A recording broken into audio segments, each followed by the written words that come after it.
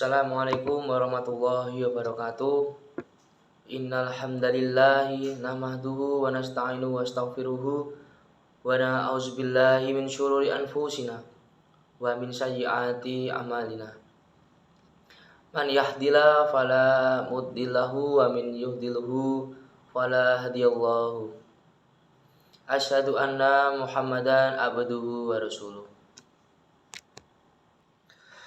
Yang terhormat jamaah yang dimuliakan oleh Allah, pertama-tama marilah kita sama-sama meningkatkan ketakwaan kita kepada Allah Subhanahu wa taala, meningkatkan kualitas kehambaan kita kepadanya sebagaimana tujuan penciptaan umat manusia dan jin.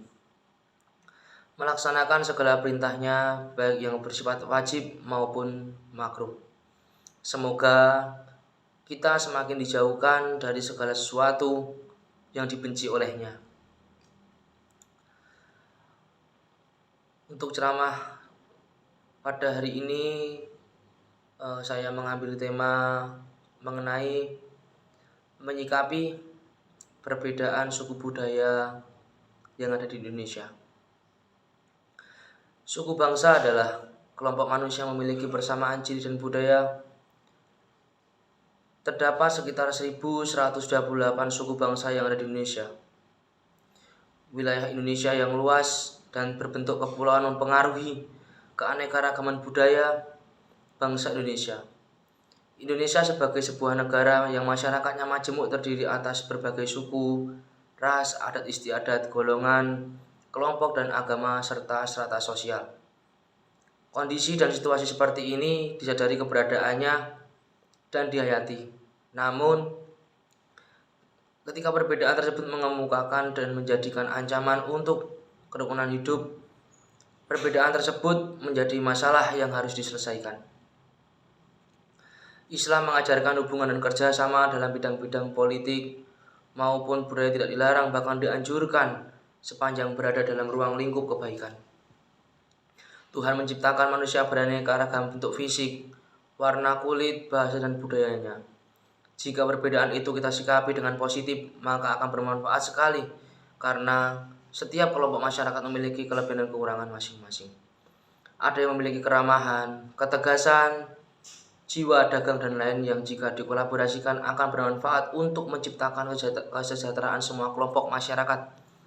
Sebagaimana firman Allah dalam surat Al-Hujurat ayat 13 yang artinya, "Wahai manusia, sungguh kami telah menciptakan kamu dari seseorang laki-laki dan seorang perempuan. Kemudian kami jadikan kamu berbangsa-bangsa dan bersuku-suku agar kamu saling mengenal." Selanjutnya Nabi Muhammad SAW pernah bersabda, "Kasihilah orang-orang yang berada di atas bumi. Niscaya Dia, Allah yang berada di atas langit, akan mengasihi kamu." Haji riwayat At-Tirmidzi nomor 1924. Firman Allah adalah hadis Nabi Muhammad SAW di atas kiranya telah memberi gambaran kepada kita semua bahwa perbedaan bukanlah penyebab perpecahan. Justru perbedaan itulah yang mendorong manusia untuk saling bersatu. Ukuran penghargaan dan kemuliaan bagi manusia hanya dapat diraih lewat kualitas dan prestasi yang diraih oleh manusia. Dan dalam ayat tersebut digambarkan dengan kualitas ketakwaannya. Menyadari akan kelebihan yang dimiliki oleh sebagian yang lain, Allah Subhanahu wa taala menganjurkan kepada kita untuk saling tolong-menolong dan berbagi dalam kebaikan.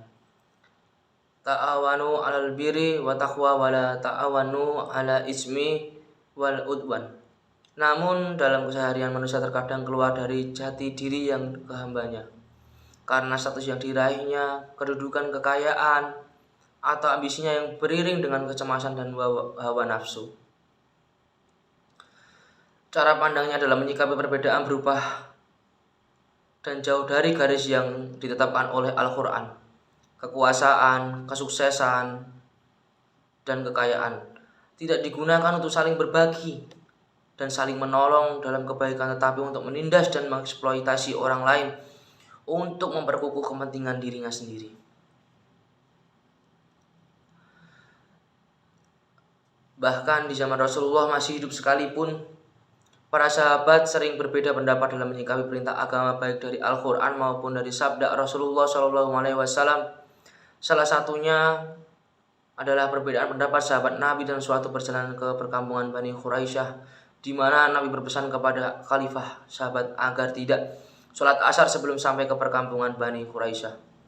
Rasulullah bersabda, "Janganlah ada seseorang pun salat yang sholat asar kecuali di perkampungan Bani Quraisyah." Hadis riwayat Bukhari. Sebagai seorang muslim dan sebagai seorang yang hidup di lingkungan masyarakat yang memiliki suku dan budaya yang berada dengan yang lainnya, sebagaimana yang difirmankan Allah Subhanahu wa taala di atas, maka ada sikap yang harus kita pelihara dan kita kembangkan sebagaimana mestinya. Membawa agama yang rahmatan lil alamin, Nabi Muhammad adalah orang yang paling beradab dan penuh kasih sayang.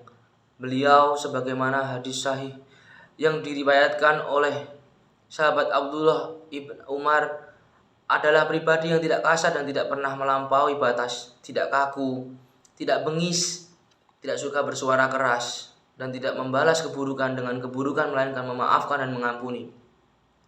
Demikian beberapa hal yang dapat kami sampaikan guna untuk mewujudkan kebersamaan dalam perbedaan sebagai perwujudan rasa syukur kita atas nikmat dan rahmat yang telah diberikan oleh Allah Subhanahu wa taala.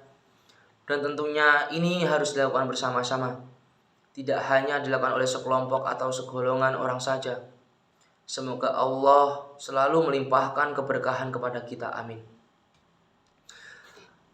Mungkin itu ceramah dari saya. Bila ada kurangnya saya mohon maaf. Saya akhiri. Wabillahi taufiq wal hidayah. Wassalamualaikum warahmatullahi wabarakatuh.